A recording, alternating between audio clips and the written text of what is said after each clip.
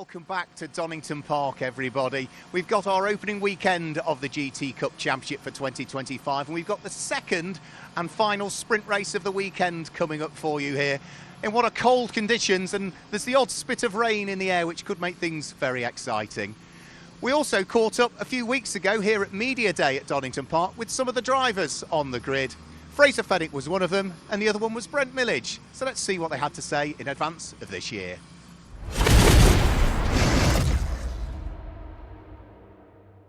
Fraser, great to have you back. Last year was an eye-opener just of how quick you are already. So what are you looking forward to this year?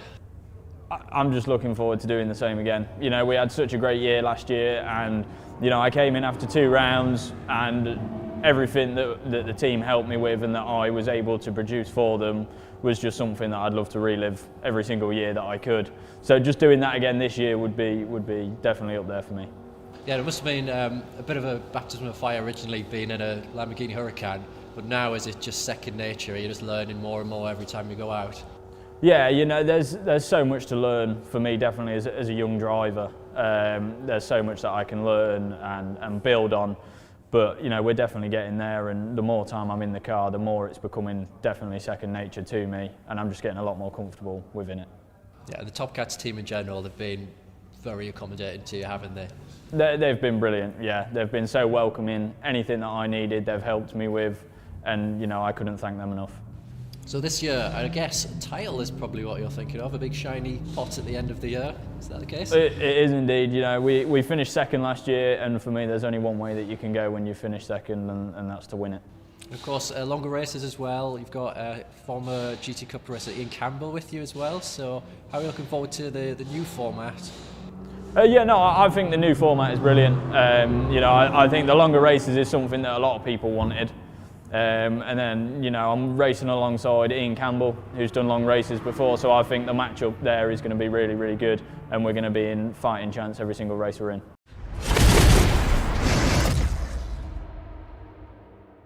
How does it feel to be back on the grid? Strange, because it's 4 years since I raced. I finished with the advent of COVID, and at the age I am, I thought that was it. But then I got the itch back again, so I'm back for another go.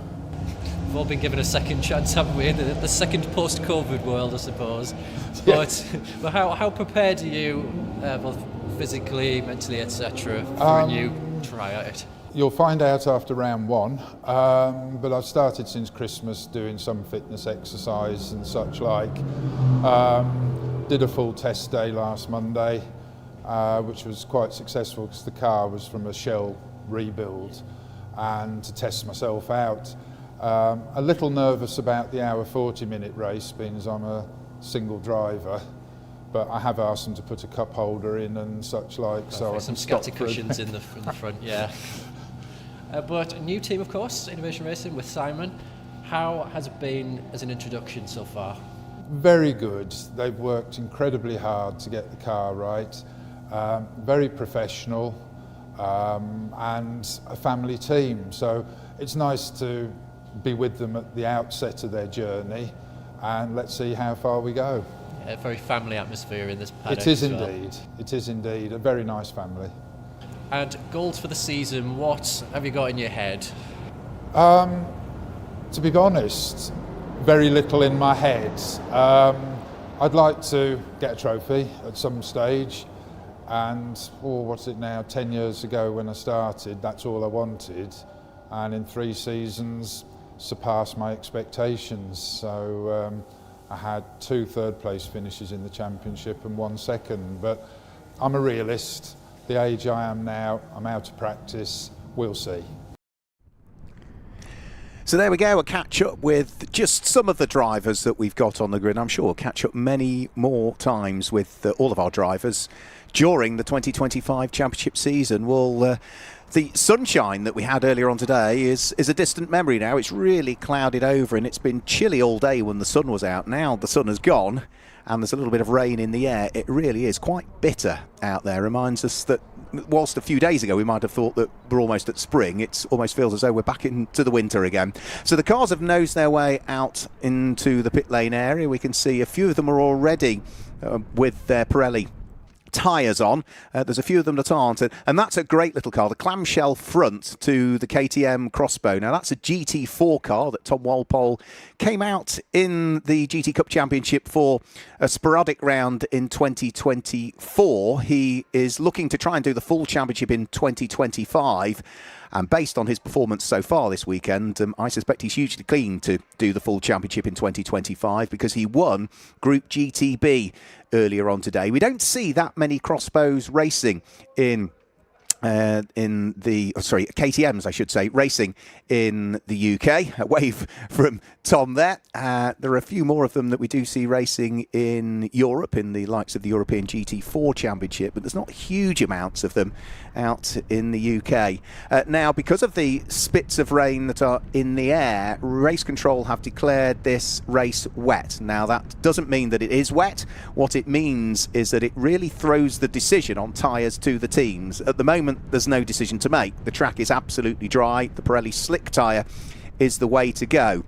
But if the rain closes in and they're on slicks, then that's their choice. They would have to come in and go to the wet. So that's what that means in reality. We saw the KTM Crossbow there. There's the Audi R8. We've seen Audi R8s racing in GT Cup in the past, and this is the one that Peter Ursig has brought out into the championship for the first time. We've seen Peter racing this car in another UK championship with huge success for the last few years, largely when he's been partnered up with Marcus Clutton in that very Audi. Well, Marcus is out this weekend. He'll be sharing come tomorrow's 100-minute race with the race 1 winner, which was Simon Orange, so he'll be sharing a McLaren tomorrow. But Peter Ursig is driving this one solo, the Antipodean.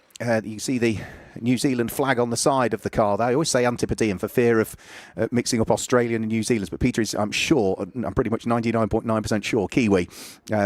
So there is Peter looking fully focused, a thumbs up from him as well. And it's nice to see him come across to this championship. And whilst he has been so used to winning, he had a good run earlier on, finished just off the podium. He was 4th overall, which put him 4th in Group GT3. He'll be hoping to build on that and try and get himself on the GT3 podium this time through if he can. Most of the cars out into the pit lane. I think we have lost one from earlier on today, potentially, that has withdrawn, but we'll await full confirmation of that when they all line up on the grid. We saw, if you tuned in earlier on, that there was an incident down at the old hairpin which put 2 cars into the gravel trap. One was the Jolt Racing McLaren Artura of Rupert Williams. The other car was the the other car was the Anthony Seddon racing car of Lewis Tyndall and Mac Priestwood. Well, that car was disqualified from the race. It was deemed to have been the culprit with that incident down there at the old hairpin, which we didn't quite catch on camera. We only caught the tail end of it. So that car was disqualified. So we'll start off the back of the grid for this one, or a pit lane start, I think it actually might be for them. And also there was a 60-second penalty given to car number 28, which was the SB Racing Engineering car of Paul Bailey, which we saw have an incident in the race earlier on today with the Kell Racing, Darren Kell McLaren, on what was the final lap coming out of the old hairpin and up towards Goddard's, the final corner. So Paul Bailey was given a 60-second penalty for that incident that occurred there. So the green flag has waved at the end of the pit lane. Doc Bush is first out onto the circuit, and under these greying skies with windscreen wipers going on briefly there for Peter Ursig. Hopefully the few little spits of rain do just stay away, because it'd be good to have a dry race. Greg Caton in the Porsche just making his way out. He set the fastest lap of the race in the sprint race earlier on today, and it's the fastest lap times from the race earlier on today that give us this grid. So it's not based on the finishing positions from earlier, it's the fastest lap times that each car achieved that give us our starting grid for this one. And the fastest lap did bounce around if you were watching in that race earlier on. Greg Caton, Mark Smith, Simon Orange all took the opportunity to set the fastest lap of the race at various points of it. And Simon Orange might have been the ultimate race winner, but he's going to start on the second row of the grid for this one. I will also, whilst the car's heading out there, make an apology for earlier on. If you were tuning in, we picked up on the starting drivers that we were notified for the sprint race earlier on, and therefore we're referring to the likes of Bill Cayley driving and the likes of Balsidou racing. Unfortunately, the data was corrupt, so the form that was issued were all the names that we were reading out, but there was some corruption in the data somewhere, so not all of the driver identifications were correct. That has been corrected for this one, so we do apologise if anybody was watching and was disappointed that we'd mentioned the wrong drivers, but as far as we were concerned, we're mentioning the right ones, blissfully unaware at the time with the information we were working from. So hopefully we've now corrected that, thanks to our media team, and Laura in particular, for sorting that out. So Archie Clark, we saw there at the wheel of the Feathers Motorsport car, making his way out onto the circuit. Former Ginetta Junior driver who's partnered up with Tom Canning, who is still only, I think, Tom in his early 20s, Tom Canning, but he seems to have been around forever. He first started racing GT4 cars at the age of 16 years of age. I think he was probably not much older than that when we first saw him in things like British GT. But Tom Canning he's partnered up with, not for this one, because Tom is a pro driver and therefore cannot take part in the sprint race. So he will have to wait until tomorrow, but here comes that very car that we're talking about, Archie Clark, just coming out of Coppice corner now, or out of McLean's up towards Coppice. So the grid starting to fill up. Simon Orange, our race 1 winner, will be hoping to see if he can make it 2 out of 2. And I think by the look of that McLaren then, the Orange Racing by JMH McLaren, they have, I think, stuck some gaffer tape on the front corners, on the radiator grills of that car that wasn't there in the race earlier on today. And the reason they will do that is now that the ambient temperature has dropped that little bit more. You can see it also on the Paddock Motorsport McLaren. They've covered up some of the air ducts a little bit more. That allows less air into the car, which actually then means that they get the temperatures and in the internals of all of the cars running not as cold as it ought to be, a little bit warmer to counteract for the fact that the air temperature has dropped.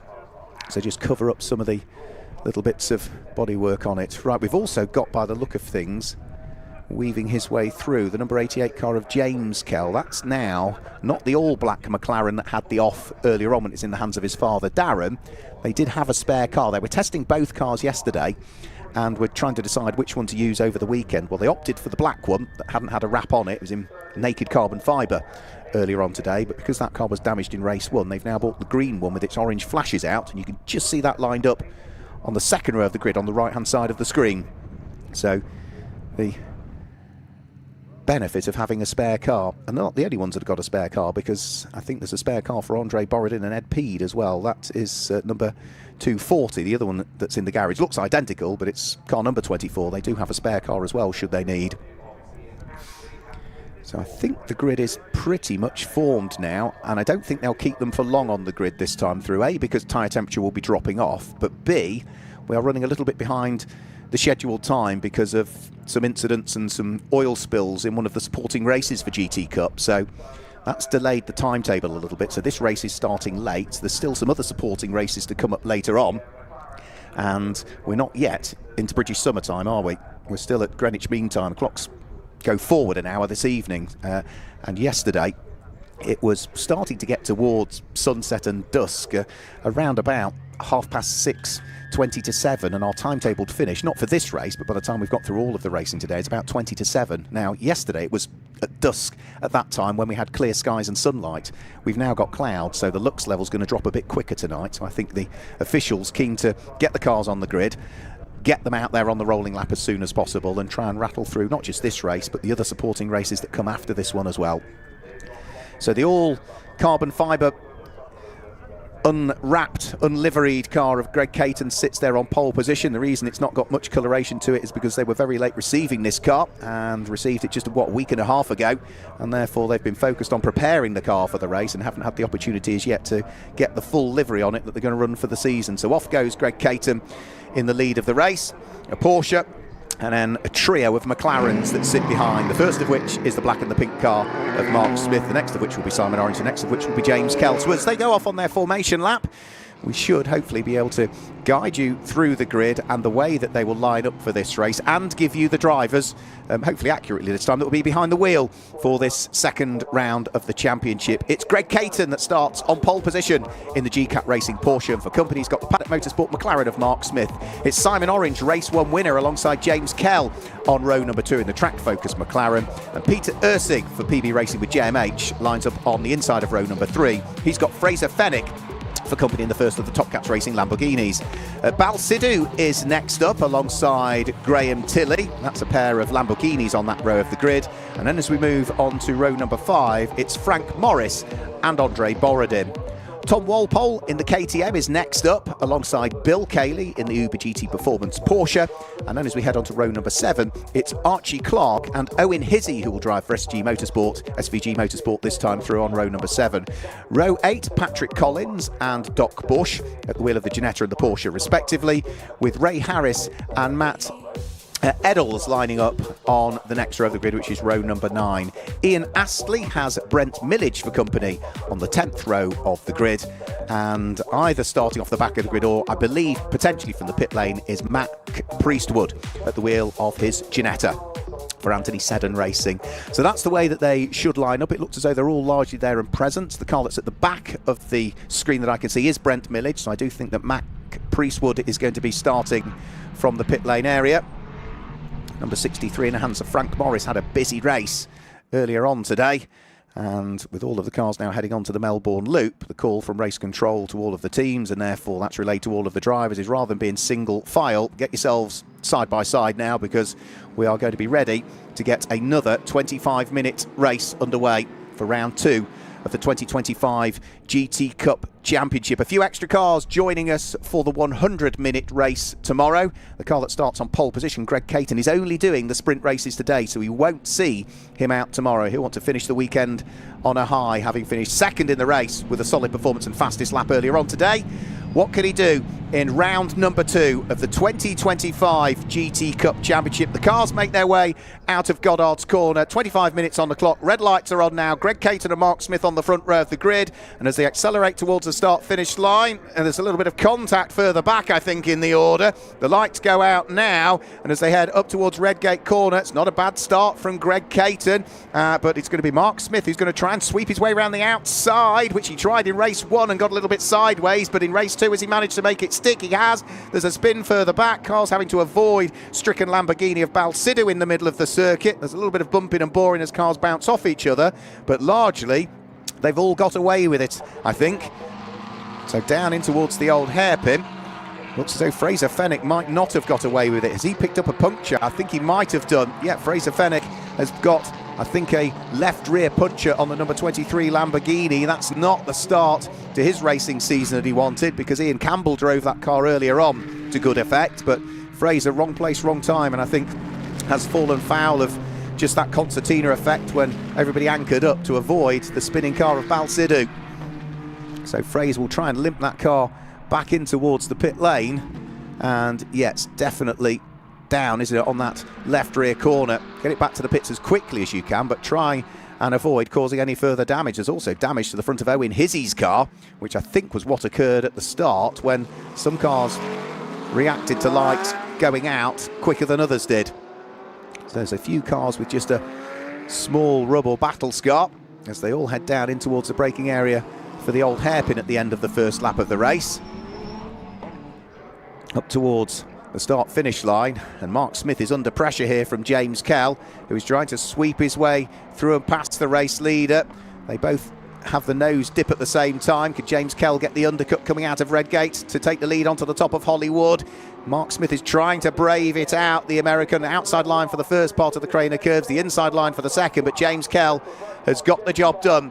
So James Kell goes through to pick up the lead of the race. And now Mark Smith might drop from second down to third because he's under pressure from Simon Orange.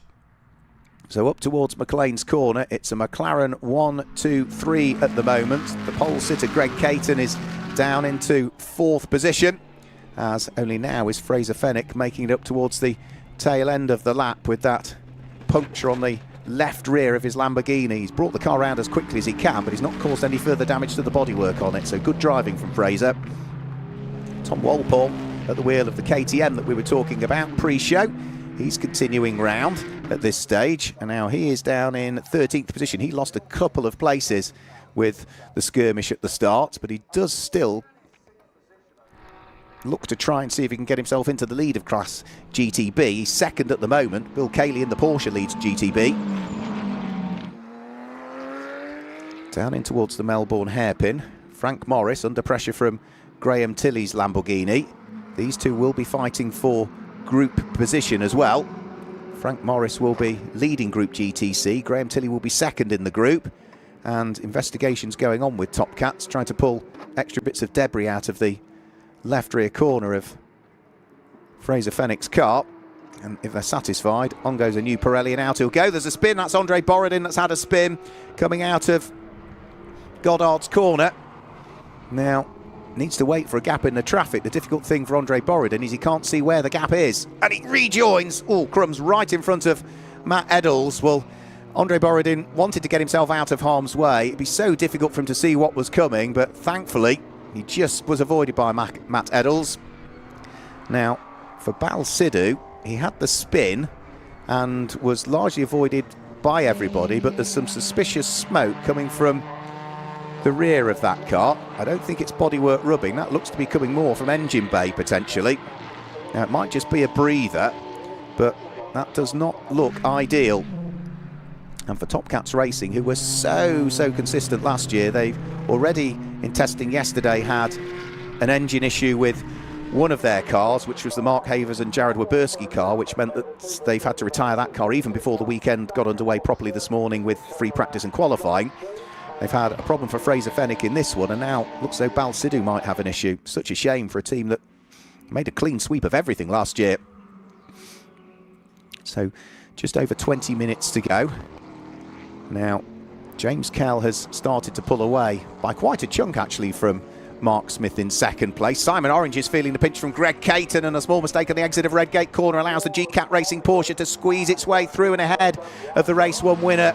So it's no longer a McLaren 1, 2, 3. It's a Porsche now that sits there in third place, and Simon Orange just made a really small mistake, that looked like, coming out of Redgate corner, and that was all it took for Greg Caton to be able to pounce and put the Porsche through and ahead through McLean's corner. Up towards Coppice they will go. James Kell, since taking the lead of the race, has not only now set the fastest lap of the race, 1 minute 26.722, he's built up a 4.1, almost 4.2 second lead between himself and the black and pink McLaren of Mark Smith. Up towards the Fogarty S's goes the squabble for third and fourth place. Number 247 there is the Ginetta in the hands of Patrick Collins. He is hot on the heels of a similar Ginetta that lies just ahead of him, which will be Ray Harris, and they'll be fighting for third and fourth in Group GTH at this stage. Group GTH is being led by another Ginetta that's in the hands of Owen Hizzy. That's the number 99 SVG Motorsport car.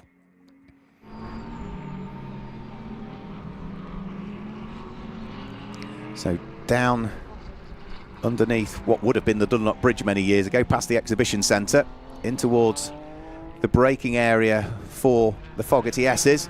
Patrick Collins in the 24/7 Motorsport car pressing on. Hence why it carries car number 247. Tries to brake. Is he going to have the inside line on Ray Harris? He might. I think Ray outbraked himself to a small degree, but then also made sure he gave enough room to Patrick Collins behind. So the two of them are going to head side by side up towards the braking area for Goddard's corner. Ray Harris is not going to make it easy here. Brakes that little bit later than Patrick Collins.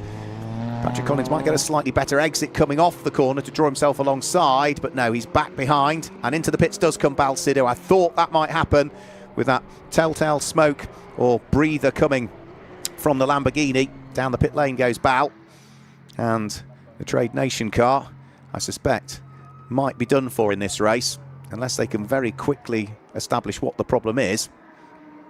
I think Bal might potentially be out of the race, which is an enormous shame. Yeah, now he's stopped. Look, you can see whatever it is coming up from the front of the car by the look of things. And is that a radiator that's gone on his car? It may well be. May well be. So, disappointing race for Bal Sidhu. Yeah, you can see all the coolant inside. So, that's what's caused his problem. And I'm afraid Bal, making his debut in the GT Cup Championship, will be out. Back to the squabble for second and third. Well, since Greg Caton got past Simon Orange, he really has pulled away, not by much. Now there's a little bit of flame coming from the back of Greg's car. Now that's around the exhaust pipe area. I wonder if something is touching and the heat radiation coming off the exhaust pipe is causing a little bit of bodywork to just briefly catch fire there. Hopefully it's blown itself out. Let's certainly hope so, because that is not what we want to see. But he is, at the moment, going beautifully well and is really closing up onto the coattails of Mark Smith. As yet, Bal's out of the car, I'm afraid, so it is a retirement for Bal Sidhu in his first weekend of racing in GT Cup. So second, third, fourth, all on the exhibition straight together. Down and into the braking area for the Fogarty S's. Paddock Motorsport and Mark Smith being followed by GCAT Racing and Greg Caton. Then Orange Racing powered by JMH in the hands of Simon Orange. All within touching distance of each other, but not quite close enough so as to put each other under pressure. So they head out of the Melbourne hairpin and up towards Goddard's. So McLaren, Porsche, McLaren, and all of this is playing beautifully into the hands of James Kell, our race leader, who is just opening up the gaps on those behind, even more so whilst they squabble. So this is now 6 laps completed. Greg Caton, is he going to have a go? He thought about it, but then was maybe, no, he's too far back. I think he was just trying to show the nose of the car to Mark Smith and try and put him off. This great fight further back going on still as well. Ray Harris under pressure from Patrick Collins. Then you've got the SVG Motorsport car of Ian Astley, which is the BMW, which is going well in the hands of Ian. That leads Group GTA at the moment, and Andre Borodin is trying to come back past them all following his spin at the exit of Goddard's corner at the wheel of the Group GT3 Greystone GT McLaren. So that's one picked off for Andre Borodin. The next to pick off will be the 24/7 Ginetta of Patrick Collins, but he, of course, at the moment is more focused on seeing whether he can squeeze his way through and past Ray Harris. So the two Ginettas go side by side. Andre Borodin's going to try and make it 3 wide, is he? Yes, he's up the inside, gets the car turned in, and takes 2 places for the price of 1 there. And the other car that's trying to fight back is just behind them as well, which is Fraser Fenwick at the wheel of the number 23 Lamborghini, but he, at the moment, I think is probably a lap adrift of these cars. Now Patrick Collins has made it past Ray Harris, and Ray Harris gives him a little bump there as they just went in towards the braking area for Redgate corner. No malice in it, just the lightest of touches between the pair of them. So down through the Craner curves goes Patrick Collins. Let's look back at the start that we saw in this second of the sprint races for GT Cup, round 2 of the championship, and pick up on exactly what happened at Redgate corner. So the cars go off the line. You see the contact further back where Andre Borodin, I think, might have had a bit of contact with Owen Hizzy, so that delayed the Ginetta. It wasn't a bad start from Greg Caton. Mark Smith swept around the outside to pick up the lead, but in the background, let's have a look what happened to Bal Sidhu. Too early on the power, contact as he spun with his teammate, which was Fraser Fenwick. That was what caused the puncture. The KTM of Tom Walpole had to head onto the grass to try and escape what was unfolding ahead of him, and also then we saw Patrick Collins have to take to the grass, and then when they all got going again, Fraser Fenwick obviously was aware something wasn't quite right with the Top Cats Lamborghini. He would limp back round to the pit lane area with a flat tyre, but it has ultimately dropped him off the lead lap in this race, so that was what unfolded at the start. Just Bal, I think, probably on cold tyres, just a little bit too quick on the throttle coming out of Redgate corner, which rotated his car. Also see a replay of James Kell here and how he picked up the lead of the race potentially, hot on the heels of Mark Smith. And then as they come out of Goddard's corner, Mark Smith still leading the way. James Kell powers himself by, but is on the wrong line heading up to Redgate corner, needs to get the job done before they get there, can't quite. So what he does, classic undercut, cuts back on the exit of the corner and picks up the lead. And now that James Kell has picked up the lead, he's carving his way through the traffic as he laps it, and is now 10.1 seconds up the road from anybody else, James. We're not seeing him in the GT Cup Championship for the full season. His father Darren will be, but James, because of his commitments with things like GT World Challenge Endurance, can only do Donington Park and Silverstone at the moment. So he's a busy man racing around Europe, not just in GT World Challenge, he's also out in International GT Open as well this year. So he leads. Andre Borodin fighting away with Fraser Fenwick. These two cars have both been delayed. Andre Borodin still remains on the lead lap, whereas I think Fraser Fenwick is a lap adrift at this stage. So Andre Borodin, yes, 7 laps completed. Fraser Fenwick, 6 laps completed. So they're together on circuit, but it is not for position. A GT3 car coming under pressure from GTC car. So GTC car in the hands of Fraser Fenwick is a car that in reality you would have seen racing, or could see racing, potentially in the Lamborghini Super Trofeo category. So there's Ian Campbell, I think that's the back of it. No, that's Track Focus, so that's Darren Kell actually that we could see the back of there. Our race leader, James Kell, has got pretty much the whole length of the Wheatcroft straight between himself and anybody else, with 11.5 minutes just over to go. He can just afford to pace it towards the checkered flag here. 11.3 seconds is his advantage. Fraser Fenwick and Andre Borodin still not that far away from each other, but Fraser Fenwick has been able to get ahead of the Group GT3 McLaren, and now second, third and fourth have met the squabbling Ginettas. Patrick Collins and Ray Harris still involved in their own little battle whilst they're being lapped by the quicker GT3 cars. Patrick Collins tries to stay out of harm's way as best he can. Mark Smith goes through. Greg Caton can't. So Simon Orange tries to go round the outside, then meets the Ginetta right ahead of him as they exit the corner. So he has to tuck back behind the Porsche once more. Sensible driving from everybody there. Of course, the Ginetta's having their own little battle. It's not up to them to move out the way from the quicker cars. It's up to the quicker cars to find their way through. And Simon Orange, for a split second there, thought he'd found a way. And all of a sudden, yeah, so Ginetta blocking his path just as he got the run on Greg Caton, and therefore had to back out of it and sit back behind the Porsche once more. 10.5 minutes to go. That has just allowed Mark Smith to pull away by an extra car length maybe from the squabble that's going on behind. But it's all still rather tight for second, for third, for fourth, as they head up towards the completion of what will be lap number 10 this time through, with 10 minutes still remaining. Over the start-finish line, Mark Smith finished third in the race earlier on today. He's potentially looking to try and go one better in this one. Had really good pace as well in the race earlier on today. Last year was very much a learning year for Mark Smith, learning the car, learning Paddock Motorsport as a team, learning the circuits, having to commute from the US over to the UK as well. I think he's basing himself far more in the UK this year.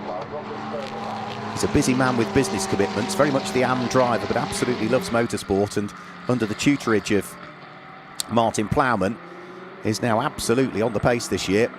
Tom Walpole with a decisive move in the KTM up the inside of Frank Morris. So that's Group GTB KTM passing the Group GTC Lamborghini, and that is for position. But Tom Walpole, remember, was delayed at the start when Balsidou had his spin and Tom had to take to the grass, so he's now trying to sort of reassert himself back to where he was hoping to be at the start of the race, but he is still running second in the group at the moment. Group GTB is being led by the Cayley family Porsche, number 80, in the hands of Bill. So through Hollywood, down through the Craner curves, that unusual shape of the KTM. Greg Caton has managed to catch back up again with Mark Smith. Might have lost a little bit of time through the traffic, but they're all back together and again now, aren't they? So through comes Mark Smith. Porsche of Greg Caton too far back to try anything up at Redgate Corner. So try and get neatly out of the corner. Oh, Greg Caton, you can see how keen he was to get on the throttle there. The tail end of the Porsche wagging, but Greg having to utilise all of his skill and experience just to try and contain the enthusiasm of the rear end of the Porsche. Managed to do so, lost a little bit of time, maybe a car length as a result of that, which lets Mark Smith have less pressure for the moment. Our race leader though is still trying to work his way past traffic. He's dealt with the Aston Martin of Archie Clark. He's just dealt with the next little bit of traffic as well, which will be Fraser Fenwick's Lamborghini, and now he's got clear road ahead of him for the moment. Not for much longer though, because I think the next car will be Owen Hizzy just up the road at the wheel of the SVG Motorsport Ginetta that he shares with Mark Ellman. So on to the brakes, 7.5 minutes to go. The Ginetta of Mark Ellman just up the road to deal with.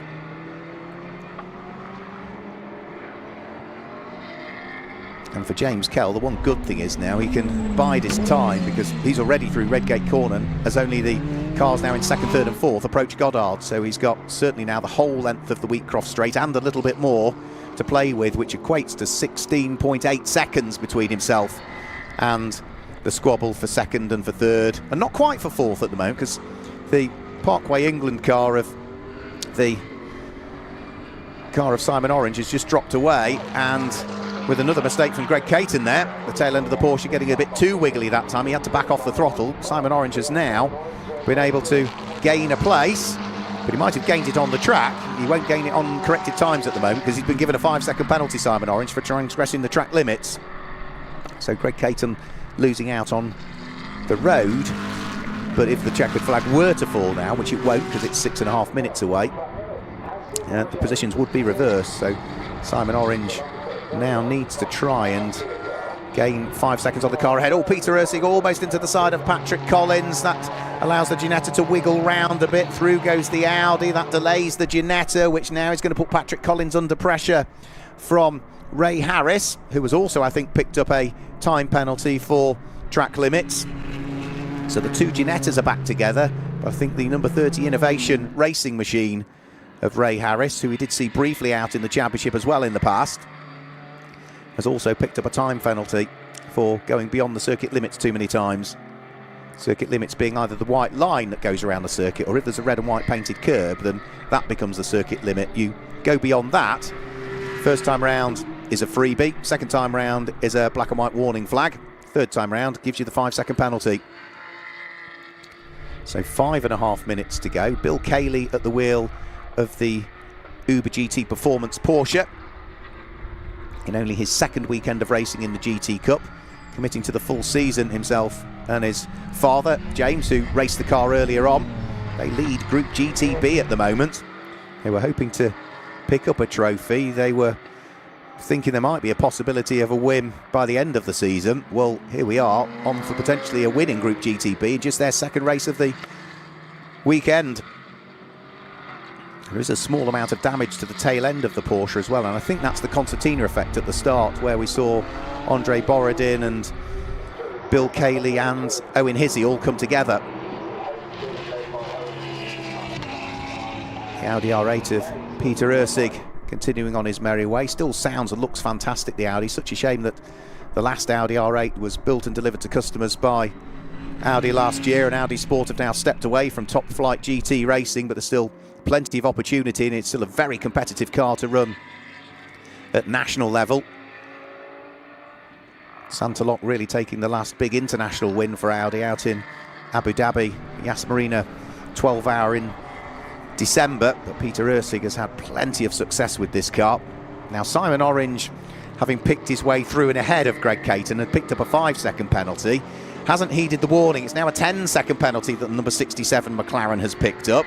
So that without question now is going to mean that on corrected times the Porsche, which is behind the McLaren, will pick up the place. So the race one winner, third on the road, destined at the moment to drop to fourth when the times are corrected. So leading Group GT3, James Kell. Leading Group GTC is Graham Tilley at the moment at the wheel of the number 4 Lamborghini. We haven't seen huge amounts of him. Leading Group GTB is going to be Bill Cayley. Leading Group GTH is Owen Hizzy still at the wheel of the Ginetta, and leading Group GTA at this stage is still Ian Astley at the wheel of number 24 BMW. So those are your group leaders at the moment. We don't have out the Group GTO car of Paul Bailey. Now it's another penalty being dished out. The same issue has befallen Ray Harris as just befell Simon Orange, and that was a 5-second penalty. It's now been converted into a 10-second penalty. So Mark Smith feeling the pressure from Simon Orange. The news might be on the radio from the team, Martin Plowman and the guys and girls at Paddock Motorsport, that okay, Simon Orange might be putting you under pressure, but don't yield at this stage. He's got a 10-second penalty. If he gets by, fair enough, but if the McLaren of Simon Orange gets by, the one thing Mark Smith can't afford to do is let the Porsche by, which is Greg Caton, because he has no penalties to worry about at this stage. So it's a busy section of the circuit heading round through Redgate Corner. Second, third, fourth on the road altogether.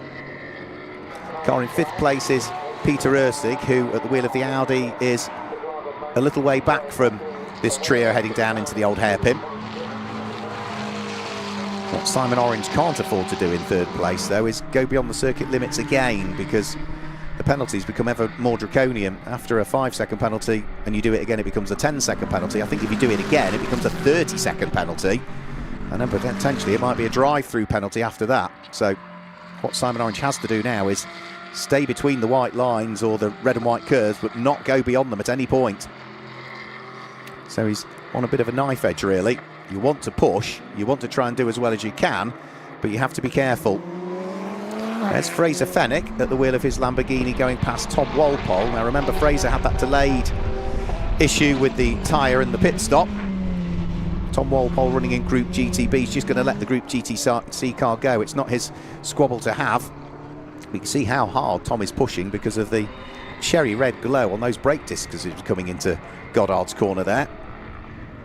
And one of the few drivers is Tom that isn't concerned about running number 13 on his car. No superstition there whatsoever, with little more than 60 seconds to go.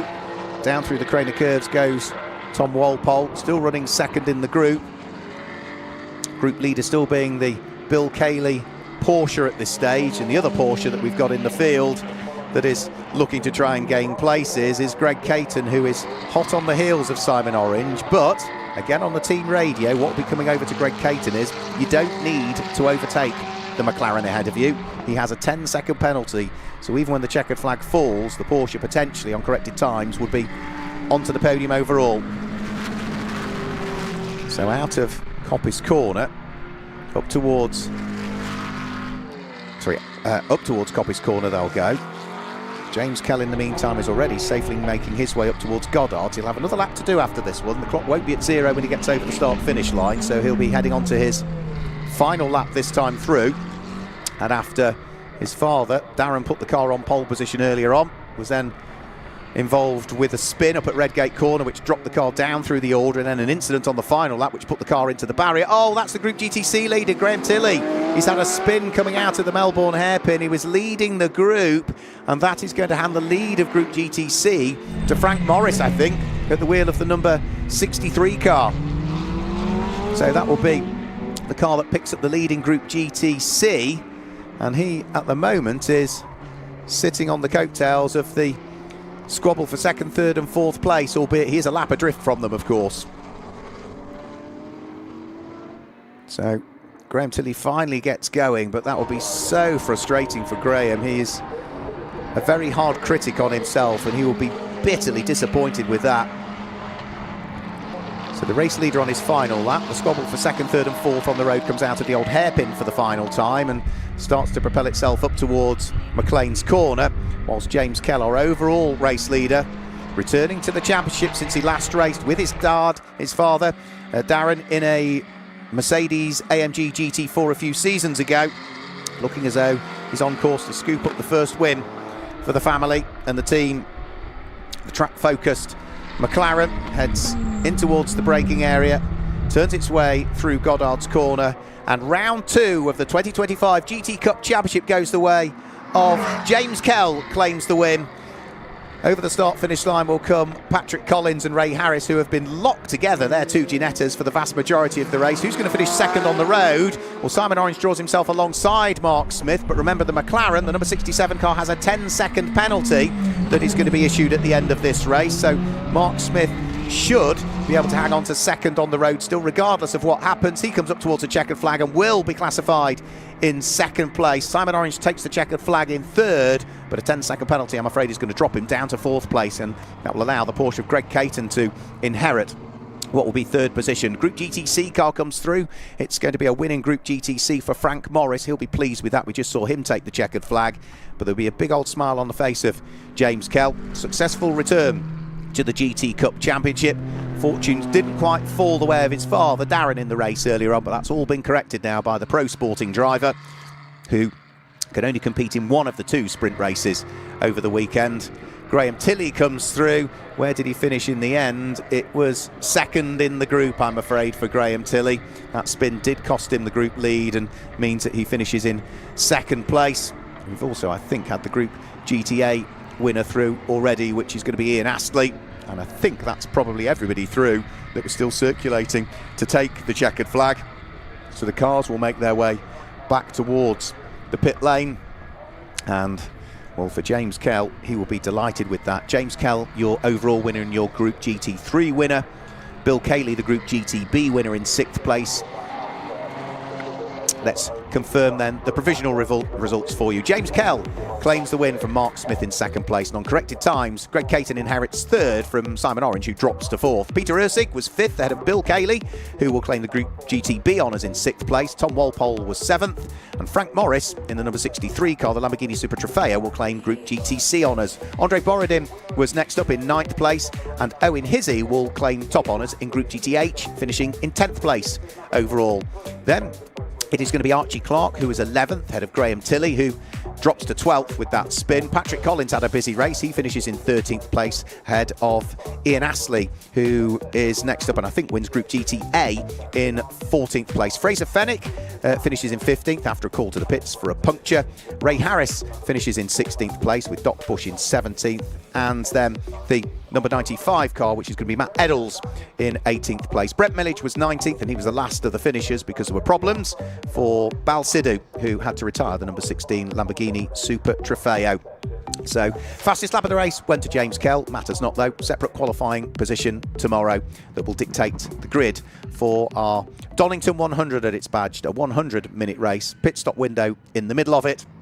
And, of course, not just driver changes and tyre changes, but refuelling will be required for that as well. So the cars are making their way back down the pit lane area. I'm not sure we're going to get any reaction from the drivers, but we will try and catch up with a few more of them in advance of tomorrow's race, which will be round 3 of the championship and our first pit stop race of the season, and of course that new format, the longer race. So thanks for joining us for today's 2 sprint races in the GT Cup. We'll be back with you tomorrow for our pit stop race. So from everybody here at Donington Park, from Butte Motorsport GT Cup and On-Side Productions, thanks for joining us today. We'll catch you tomorrow. Goodbye.